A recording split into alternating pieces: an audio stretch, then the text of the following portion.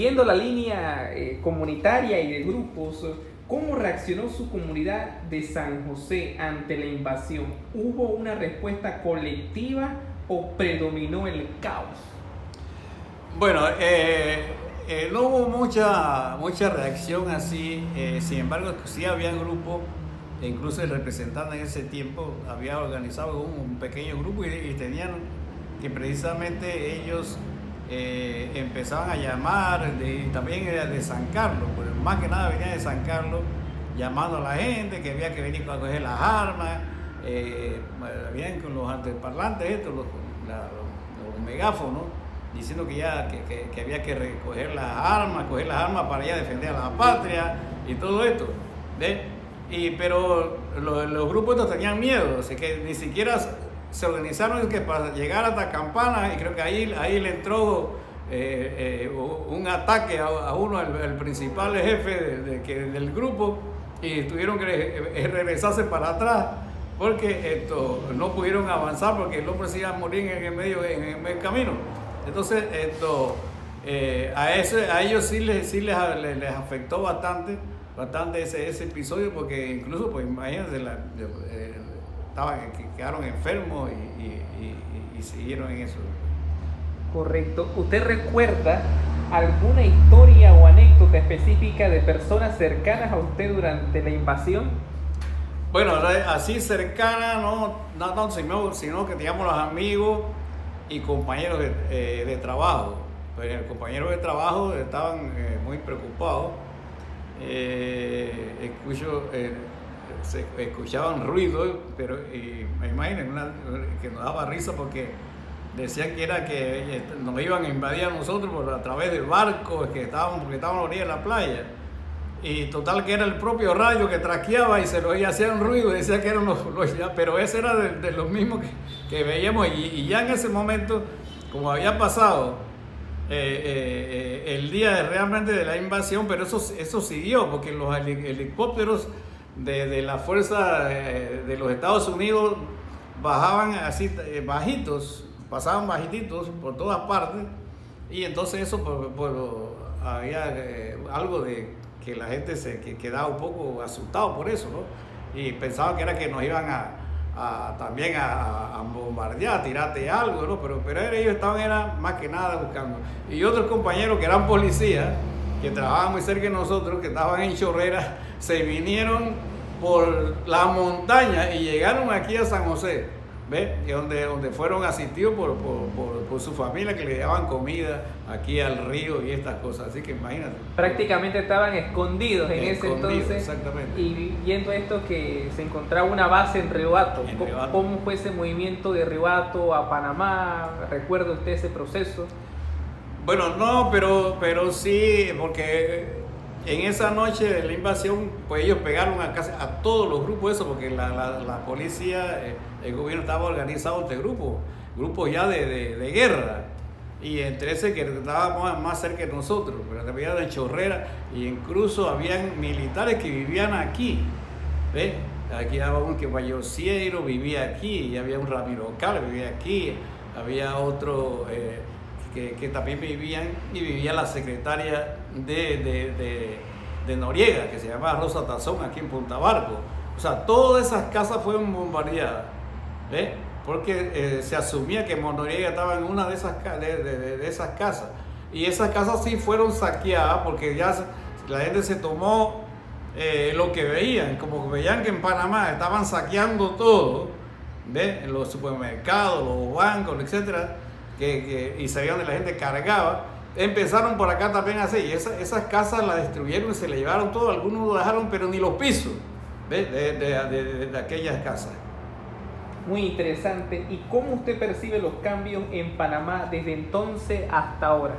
Bueno, fueron muy buenos, porque realmente eso era lo que se quería, porque de pronto aquí estamos gobernados de tal manera de que no nos daban la oportunidad de escoger a nuestros dirigentes, incluyendo hasta los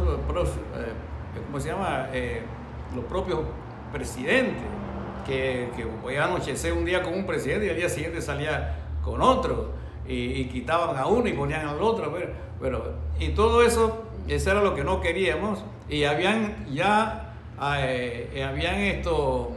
eliminado unas elecciones y todo eso había ocurrido. De las elecciones de 1989 las anularon de todo esto. Entonces lo que nosotros queríamos seguir era la parte esa de lo que era político, ¿no? Partidistas, que nos dejaran manejar todo este asunto. Y bueno, se logró con eso que si no hubiera venido la invasión, por lo menos hubiera sido muy difícil para nosotros llegar nuevamente a recuperar ese terreno que habíamos perdido. ¿Cree usted que la invasión fue justificada o necesaria? ¿Por qué o por qué no? Para mí fue justificada, porque para nosotros los panameños iba a ser muy difícil. Ya se había hecho muchos intentos para recuperar lo que era la parte esta que nosotros queríamos de manejo del país, y solo no lo íbamos a poder hacer. Así que si no hubiera sido por esa vía, hubiera sido peor, porque hasta nos hubiéramos tenido que estar enfrentándonos entre nosotros mismos. Así que yo pienso que sí era justificada, aunque sabemos que nos costó mucho, costaron vida, porque mucha gente que estaban del lado del gobierno pues se enfrentaron a eso, porque ellos vivían del gobierno y tenían todas sus bases puestas y sus esperanzas puestas en eso, así que también se enfrentaron. Otros pues murieron porque estaban muy cerca de estos lugares y así. Así que yo pienso que sí, aunque a veces decimos que bueno, que él porque se podía recoger a Noriega y esto sin haber pasado esto, pero era muy difícil, iba a pasar otras cosas. Así que yo pienso que sí era necesario que ocurriera, y pues lamentablemente que se tuvo que ser así. Correcto. ¿Qué le gustaría que las futuras generaciones supieran sobre la invasión de Panamá en 1989, aquel 20 de diciembre? Bueno, primero que lo estudiaran, que buscaran la historia, porque hay muchas cosas que se dicen ahí, pero que realmente no son tan así como lo dicen. Y había que investigar, había que acordarse de ese tiempo. Pero lo más importante que nos dejó eso es el ejemplo esto de que todos debemos tomar eso en cuenta, o sea, que esto no nos ocurra más. Ahora está viviendo una democracia, cada 5 años pues hay relevo, la gente vota por el que ellos creen que puede ser mejor, y eso es bueno, pero si no hacemos esto, llegamos nuevamente a ese tiempo. Debe organizarse entre los partidos políticos, bueno, y también hay que invitar a los medios también que puedan educar a la gente a esto, es para no regresar a ese tiempo, porque era un tiempo muy difícil, porque pasamos muchos problemas, porque hubo un tiempo que ni las empresas podían pagar, que nos pagaban con bonos, podía comprar al supermercado, ya no había plata, y algunas cosas que se hablan ahora, de la crisis de la Caja de Seguro Social, del Banco Nacional, de todo esto, porque se aferraban al poder, y como había un cerco económico, cogían plata de donde hubiera, y dónde era que había, en el Seguro Social, el Banco Nacional, y entonces pues y también fueron afectando las arcas del Estado.